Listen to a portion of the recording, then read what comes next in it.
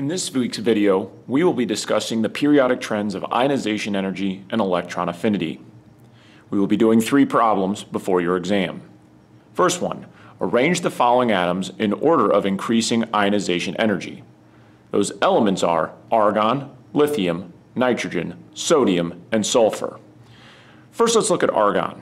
That is one of our noble gases. We also have 2 alkali metals, lithium and sodium. Then we have to concern ourselves with nitrogen, which shows up in group 4A and is Hund's compliant. Finally, we have sulfur in our group that is 6A. So first thing that we want to do is start with our general trend.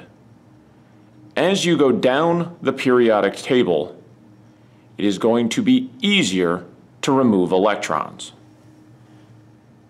The reason that this is the case is that the electrons are farther away from the atom, have less effective nuclear charge, and can be pulled away much easier. This means that we will have a lower ionization energy. That means that it is easier. As we go from left to right on the periodic table, we will see another trend. These electrons become more difficult to remove. This is due to an increase in effective nuclear charge. This will help dictate some of the order that we will have in this example.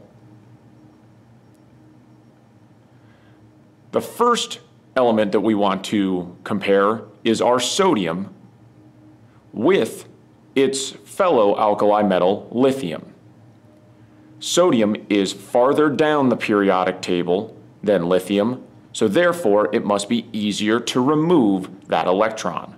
So whenever we start to compare these 2 species in our order, sodium must be listed before lithium because of its location farther down in the same group. Now let's look at argon. Argon is a period 3 noble gas. This means that it has a full shell and does not want to have any electrons removed. Remember, all noble gases do not want to have electrons added or removed. This makes it very, very difficult for those electrons to be removed and therefore will result in a very high ionization energy.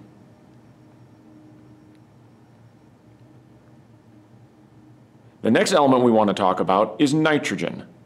Nitrogen is located in our group 5A, and this allows us to have 3 2p electrons.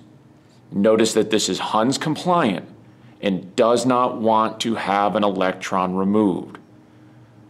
So when we look at our order, we will see that this is actually a very difficult removal of an electron and results in a higher ionization energy.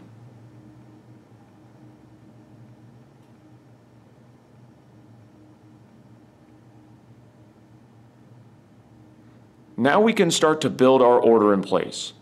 The first element we want to put with the smallest ionization energy, that is the weakest holding electrons, is our sodium.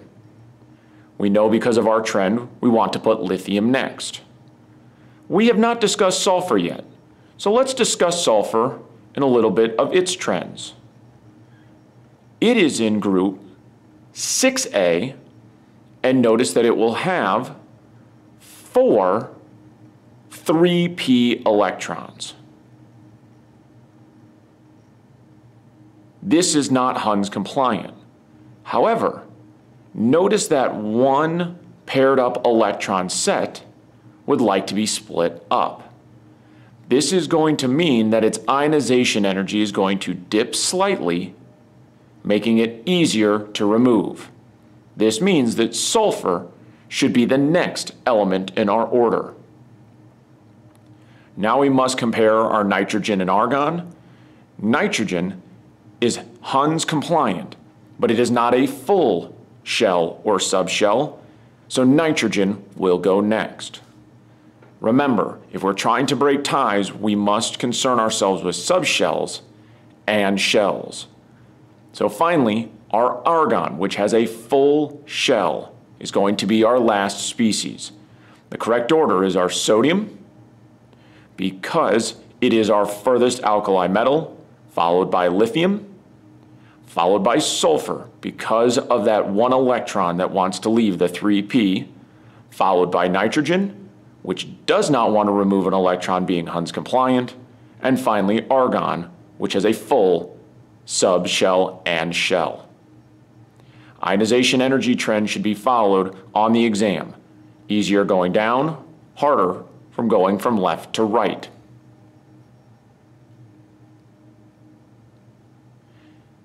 The second problem we'd like to do in this video set is rank the following elements in order of increasing electron affinity. Those elements are bromine, carbon, magnesium, phosphorus, and selenium. Remember that electron affinity is the energy gained or released when gaining an electron. Let us look at our general trend.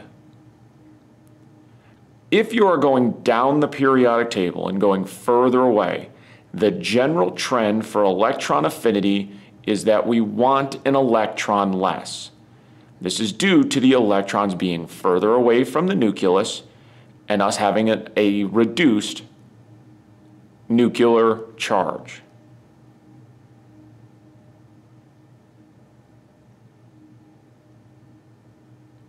As we go from left to right, the general trend that we usually observe is that we want electrons more. This is due to an increase in effective nuclear charge and trying to fill partially filled subshells. However, there are a couple of groups that we must be very concerned about, and we will highlight those groups now. This is due to either having a full subshell or a full shell. The first group that we must be concerned about is the 2A group. Those are the alkaline earth metals. Do I have an alkaline earth metal? You will notice that I have magnesium, and that is going to have to be a special case. The other group is the 8A, that is the noble gases. Notice that I do not have a noble gas in this group. The electron affinity of a noble gas is probably the worst of any element on the periodic table. So now let's look at our specific examples. The first one I will look at is that magnesium example. This has a full S subshell, the 3s to be specific. This means that we do not want to populate the 3p orbitals by adding an electron. This means that its electron affinity is going to be very poor and it does not want an electron.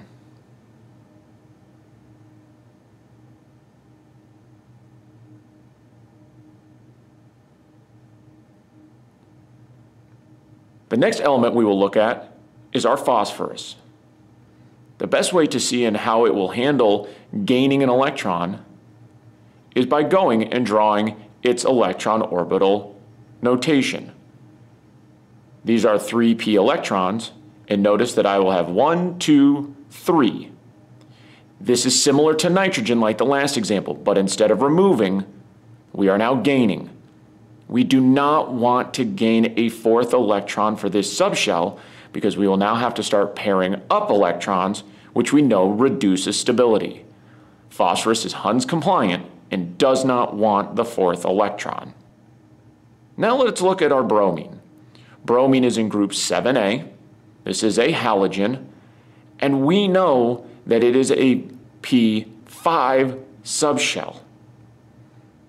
These halogens want electrons. It is missing one and can then look very similar to a noble gas upon gaining one. This species is going to have the highest electron affinity because if it gains one electron, it will have a full shell. when dealing with halogens, historically they are the most electron affinity group. So now we can start with our order. We can start with our magnesium because it does not want to populate an unpopulated shell. Then I can worry about putting my phosphorus in the group. So far we've had two elements we've not looked at, carbon and selenium. So how do I know where to break the tie in this group? Notice that selenium wants electrons more. It's further right. The further right trend dominates the going down trend. So in this case, our carbon will be next. Our fourth element in the line will now be selenium because it wants electrons more, followed by our halogen, bromine, which wants electrons more than any element in our group. Remember, the most electron affinity element in the entire periodic table is chlorine, which is a halogen. Our group is now magnesium, phosphorus, carbon, selenium, and bromine. Our last example is write the full electron configuration of the second period element with the following successive ionization energies. Notice that I have 5 ionization energies going from 801 to 2430 to 3660, 25,000, and 32,800. So now we have to look at some general trends that we learned from class on how to describe this element. So what do we look for? First thing that we want to do is make sure that the energies get larger each successive time.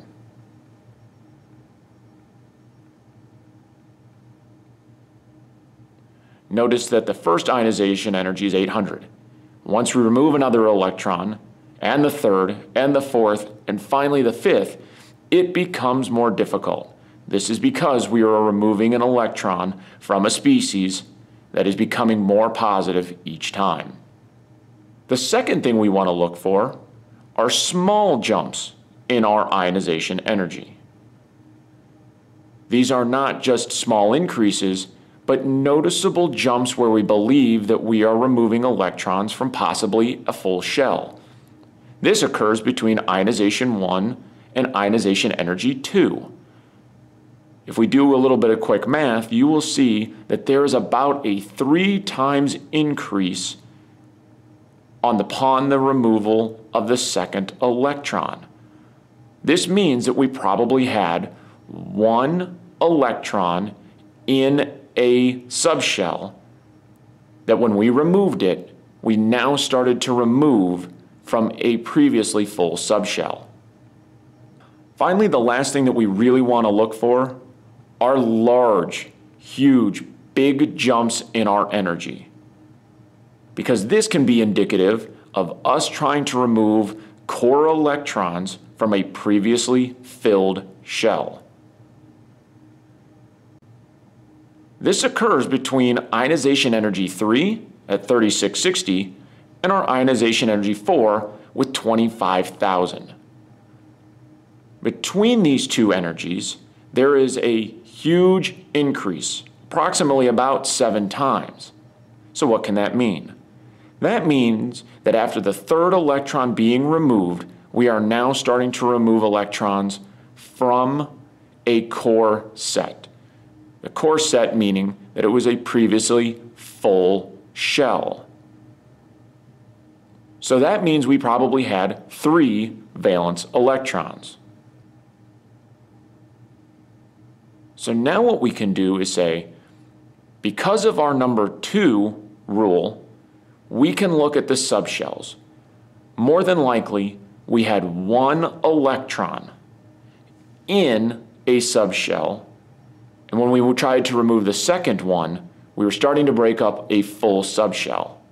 Now we can look at rule 3, and we notice that we had a big jump in energy.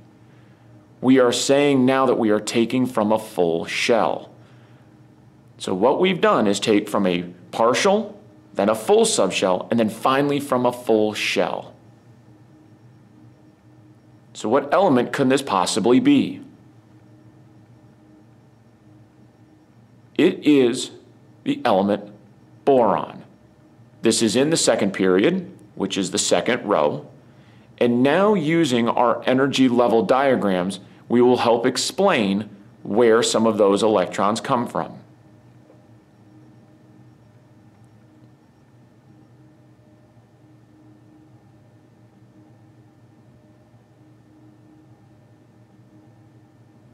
What is the issue with that jump between ionization energy 1 and ionization energy 2? Let's build our diagram. Notice that I have 2 valence electrons in a 2s and 1 in the 2p. Upon removal, I will have an empty p subshell. This means the second ionization energy will be much higher when I'm trying to remove one of the 2s electrons. When it comes to the other ionization energy jump, that is after I've removed all 3 of those electrons, and now I'm starting to take from the 1s shell. Our electron configuration can be written as 1s2. Those are the core electrons that we are going to remove in ionization 4 and ionization energy 5. Then we have our 2 2s electrons, and finally we have 1 2p electrons. So the first ionization energy is removing the 2p1 electron, giving us a now empty shell. Then we can remove our 2s2 electrons during ionization energy 2, which is our small jump, and then in our ionization energy 3, we then revert to the noble gas of helium, but if we start to remove those electrons, that is how we get ionization energy 4 and ionization energy 5. In this video, we were able to explain some basic principles of 2 important periodic trends. Good luck!